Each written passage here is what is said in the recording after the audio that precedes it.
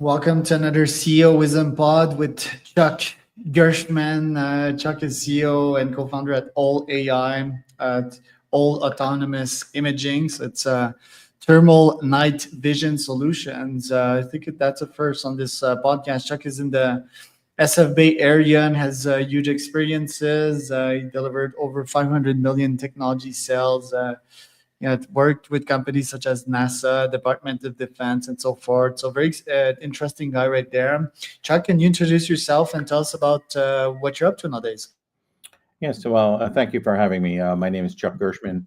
As you said, I am currently the CEO and co-founder at Owl Autonomous Imaging. We go by Owl AI. Started the company about 6 years ago with the idea of bringing safety and security to systems that above and beyond what they had today through various autonomy systems. So today we build AI-powered night vision systems. So we give superhuman capability or superpowers to people, and then we use AI to help interpret that information. Fascinating. Let's talk with your first companies. I believe you were part of the dot-com boom at some point. Bay Microsystem was started in 2000, right? So tell us about that first company. Spent 10 years there. What happened with that one? What did you learn from there? Yeah, so that was right before, yeah, during the dot-com boom and bust, that company was started. Uh, that was the first company I was CEO. I was a co-founder of that company and helped write the business plan as well as the marketing plan. And about 2 years into the life cycle of the company, I became the CEO. So I was not the original founding CEO. I was an original founder. We lived through multiple booms and bust cycles. At that company, we developed advanced microprocessors, the actual semiconductor processor itself for networking systems, and eventually developed a capability for long haul transmission of video streams. Initially for the Air Force and for satellite classified satellite systems to move streaming data around the globe at very, very high speeds. Subsequently, that technology has been adopted, and we see it every day that we don't know it's there. So, for those of you who watch the NBA or the NFL, you'll notice that they'll periodically say, "We're going to go to replay." You'll see the referees put on some headsets and look at some videos. Those videos, so basically every single camera and every single piece of information that's generated at an NFL game or an NBA game is being streamed instantaneously to a central location for review so that all the data exists there. Now that seems, we talk about streaming all the time. It's a ton of data. It's a massive amount of data, and it does not have any kind of latency like we see in a streaming system. That's the systems that we built at that company, and that's one of the utilization models commercially that they use it for, where they were using it more for satellite downlinks and things like that in the early days when we developed the product. That company's still very much a going concern. I left after a little more than a decade to do some other things, but still a going concern.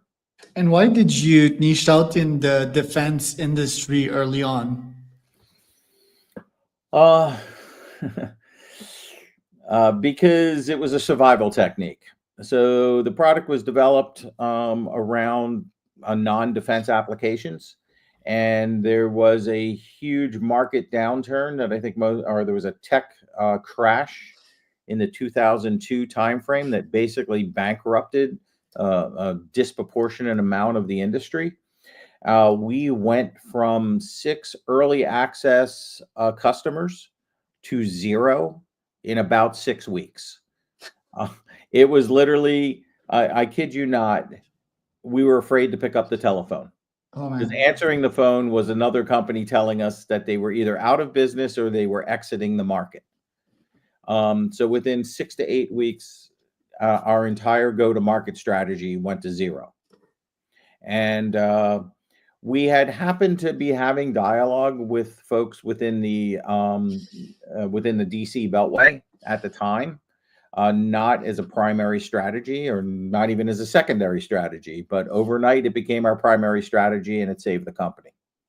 Wow. And what did you learn from that? Because Mia had some crises or went through some economic not so nice periods. I mean, I haven't gone through 2008, right? My first solid company was born in 2015. I went through COVID. COVID was quite a shock because my clientele was like realtors back then, and they stopped like knocking on doors quite abruptly from one week to the next. And I had to sort of pivot from that. So I retain from that to always have backup plans, like B and C and D plans.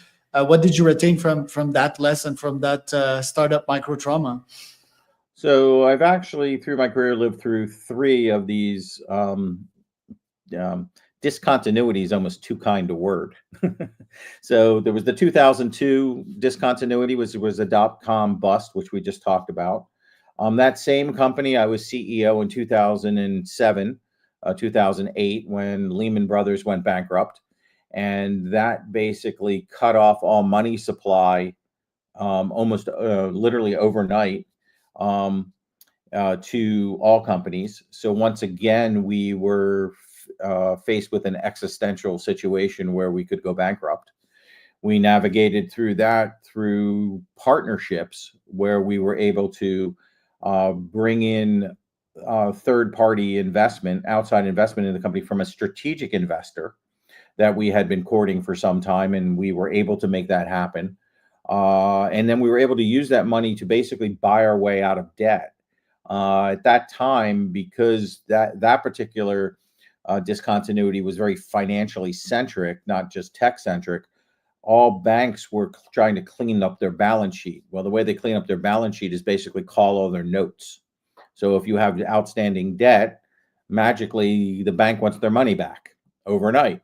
So they go from being your best friend to basically threatening to put you out of business. So we had to go raise capital to basically buy our way out of debt in order to save the company. And Oh then I man. lived through the COVID downturn that you just discussed, which in this particular scenario was not as detrimental to us because of the maturity of the company, though it could have put us out of business. We were not in market. We were still in R&D. So we just kind of put our heads down, made sure that we eliminated all growth expansion plans during COVID and just worked on product development and no go-to-market strategy, minimized our expenses. And then we were able to leverage some PPP loans, which were quite helpful. Yeah. But that diving catch at the wall was a little more serendipity given the life cycle of the company. The other two downturns occurred when the company was in a both times the company was in a go-to-market life cycle, and therefore we were dependent on customers. And in those downturns, those customers ceased to exist. And nowadays, with all, you're in a GTM phase, so you're building something quite unique, right? Like, tell me a bit more about the tech itself, and yeah, what you're trying to achieve this year. Yeah, so like I said, we build night vision systems. So what that means is that we build video cameras, just like your video camera that you have on your cell phone, or but these video cameras actually can see in the absence of light, wholly and completely. So they need no source of light to see. They can also see in what we refer to as degraded visual environments. So they can see in the fog, they can see in the rain, they can see in dust and smoke. And there you go. So what you're seeing here on the left is a thermal camera in operation. The boxes are That's being crazy. generated by artificial intelligence. And what the AI is doing there is looking for people and or cars. And if it sees a person or a car, it's giving it a box. And it's also generating a range to that person or car. What you saw on the right in that picture is the state of the industry in what's called a low light camera. And you can see a low light camera, which is light based, just simply does not have the same response. So Yeah. we apply this technology to autonomous safety systems or semi-autonomous safety systems, i.e. robotics. So if you put this capability on a car, you give the driver far greater senses than they would have with their naked eye. Yes. And if you connect it to a computer in the car, the computer could actually make driving or avoidance decisions on behalf of the driver. We also can use these systems for borders for security purposes, for like border security or perimeter security. You can also use them so that you could fly drones, not just during the day, but you could fly a drone at night.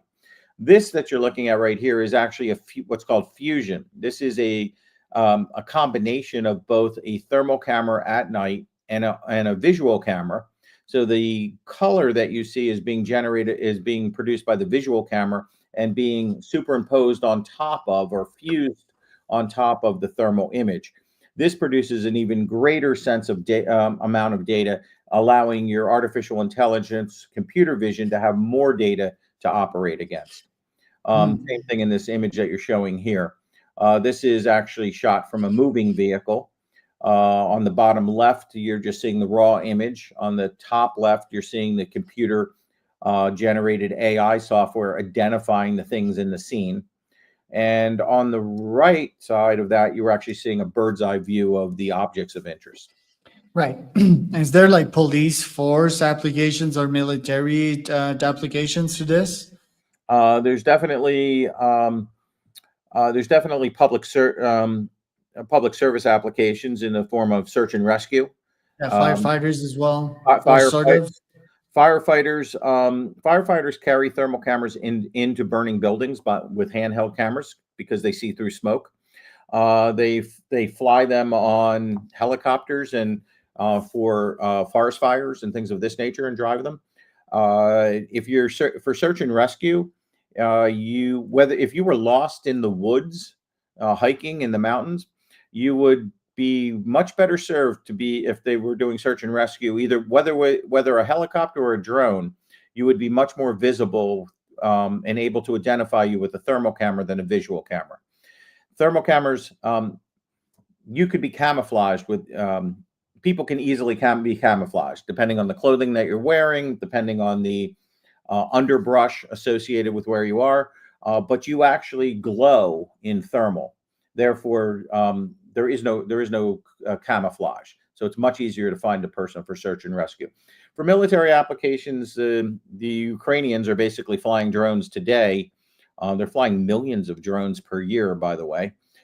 They use a combination of visual cameras for most of their drones, but when they want to use nighttime operations, they fly with thermal cameras. Very interesting. And what's the difference between, let's say, a typical thermal view, right? Like that we see SEALs using in movies, for example, and your AI solution. Where does the AI come in? Yeah, there's a chip in there. There's a computer sort of thinking, filtering the images and feeding them back to another human. What's the difference between old thermal and your old AI solution? Yeah.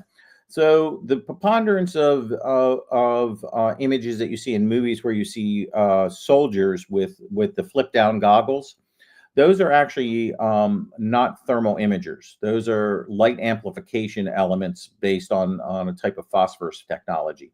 Now, the next generation of soldiers will be wearing thermal based night vision goggles, but not. So those things that you see that have that greenish tint to them are not thermal cameras.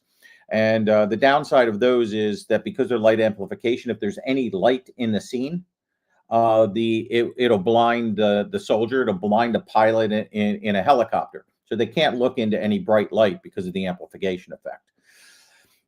Thermal images are purely grayscale. They're black and white, a form of grayscale. So there is no color. That's the downside. But the upside is you can see in really any environment, in any condition, and body temperatures similar to those of humans really glow. So that particular temperature range really is accelerated and naturally amplified. Right. Finally, thermal imagers are something called passive.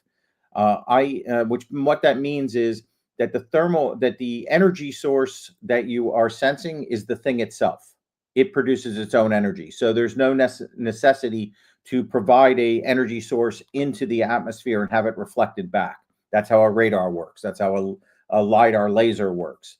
Even visual cameras are reflecting light. That's why they vary depending on the light source. Thermal cameras are consistent. Right. Okay. And we attach these things to drone. We give drones eyes, like better data of what's happening right now. So there's a clear application to that. Would that be your core market? Like 80% would be defense. Are you hoping to unlock a contract with the Defense Department in US now that the government seems to be faster at that level? What's your goal for this year? So in the near term, yes, we are working very, very closely with the Department of Defense for drone-based application, as well as for the next generation of soldier helmet cams. Those goggles we talked about. There's a new version of those that are coming that is a much more virtual reality type of capability, where it takes multiple sensors, fuses it together, and then presents it to the soldier in a goggle, so that they can sense their surrounding much better and much more completely. But the largest application would be for automotive safety systems, and then ultimately for robotaxis and robotics. So putting these systems connected to a computer system that recognizes the objects of interest and can track the objects of interest in the environment from a car can dramatically improve safety. So I mean, we've already seen, we see most of the robo taxis that are out there today use a form of thermal camera as well. They don't advertise it as a thermal camera; they just call it a camera, but it's in there. But things like what we're seeing, but we have automatic driving capabilities from companies like Tesla. They are not using night vision in their systems right now, but their competitors are, and that is actually a point of contention, where competitors to Tesla are arguing that you need greater sensor capability, you need nighttime capability. So, and we all drive at night. And by the way, Right. we all suffer. Every human out there who drives, we all know the difference between driving in the daytime, driving at sunset, driving at sunrise, and it's certainly right before the sun goes down when you get that kind of eerie gray kind of environment. How difficult it is to see. Yes. Very, Yeah. very. It's like Thermal cameras even don't care. They see yeah. the. I drive here in Oaxaca, my Audi, and even then, like I have like probably like 9.5 on 10 vision, and like I can't see shit, like it's even on my highlights, like I can't see much, and it's quite dangerous. But coming back to autonomous cars, uh, don't they have like 99.9% reliability? Like if they can make more errors at night, like I'm referring to, let's say, Waymo here, don't they already have like a very good solution at an infrared cam or something? Aren't they like not So making any errors?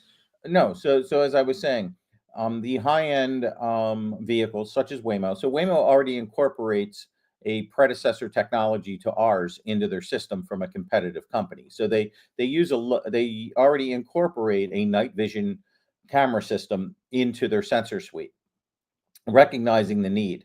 Uh, the uh, the value that we would bring to Waymo is that we produce something of similar price point that's four times higher resolution per camera. So they're constantly increasing their data sets for resolution with their visual cameras, and they'd like to do the same for their thermals. And then, of course, building databases to train on for artificial intelligence purposes. So though they're not identical, there's a lot of parallels between computer vision that's being used with visual cameras for computers to make decisions, for thermal cameras to make decisions. It's not the algorithms are similar, they're not identical, but the training sets are completely different. You have to train on thermal images if you wish the computers to understand the thermal content. You can't simply train on visual images and expect the thermal camera, the computers to recognize the thermal images wholly and completely. Right. And if they would pick your technology, they could save tens or hundreds more lives per year. Is that what you're No, saying? they're every year 1.4 million people are killed in automobile accidents.